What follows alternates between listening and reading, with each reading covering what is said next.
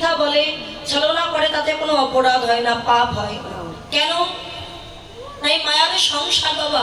কৃষ্ণ ভজনে আপনি যত এগিয়ে যাবেন, এই মায়া আপনাকে পিছু টেনে ধরবে, কৃষ্ণ ভজনে যেতে দিবে। একজন পরিবারে, একটা পরিবারে 10 জন সদস্য বাবা, তার 9 জন যদিও কৃষ্ণ ভক্ত হয়, একজন কিন্তু অভক্ত থাকবেই। কেননা ফুল হলেই যে সব গোবিন্দ সবাই লাগবে এমনটা নয়, ঠিক তেমনি মানুষ হলেই যে সবাই কৃষ্ণ ভক্ত হবে এটা কিন্তু নয়। 9 জন কৃষ্ণ ভক্ত হলো, একজন অভক্ত হলো।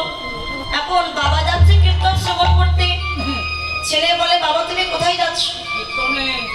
ওকে আমি তো কীর্তন শুনতে যাচ্ছি। ছেলে তখন বলে বাবা সবসময় তো কীর্তন শুনতে যাও, আজকাল যাওয়ার দরকার নেই, বাড়িতে কাজ আছে, তুমি বাড়িতে থাকো। কিন্তু কৃষ্ণ ভক্ত যারা, তাদের তো আর সংসারে থাকতে মনও বসে না বাবা, সদাই চিন্তা করে কোথায় গেলে হরি কথা কৃষ্ণ কথা আস্বাদ্য করতে পারবো।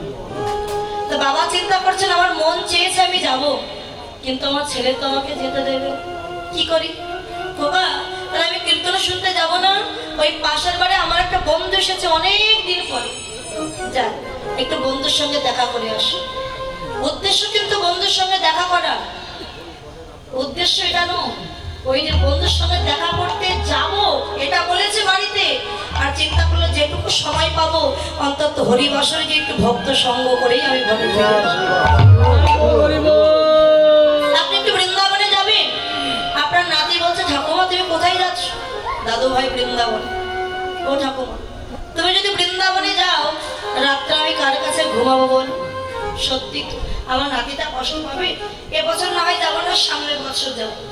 এখন সামনের বছর ওই নাতিটা একটু বড় হয়েছে, আর এই ঠাকুমা একটু বৃদ্ধ হয়েছে, বৃদ্ধা হয়ে গেছে। ওই নাতি তখন কি বলছে, এই বুড়ি তুই কবে মরবি? তো জ্বালা তো সহ্য হচ্ছে।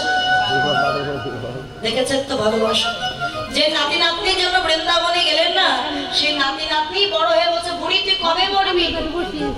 এই হচ্ছে ভালোবাসা। তাই মায়ার সংসার যত পারো ছলনা করে মিথ্যা বলে কৃষ্ণ ভজনে এগিয়ে যাও, এতে কোনো পাপ হবে না, অপরাধ হবে না। তাই রায়ধনে আজকে কৃষ্ণ ভজনে যাচ্ছে, শাশুড়ির সম্মুখে চাতুরালি করে ছলনা করে। চলুন সেই লীলা আস্বাদন করবো। শ্রীমতী রায়ধনে ভানু পূজার ছলনায় কানু পূজা।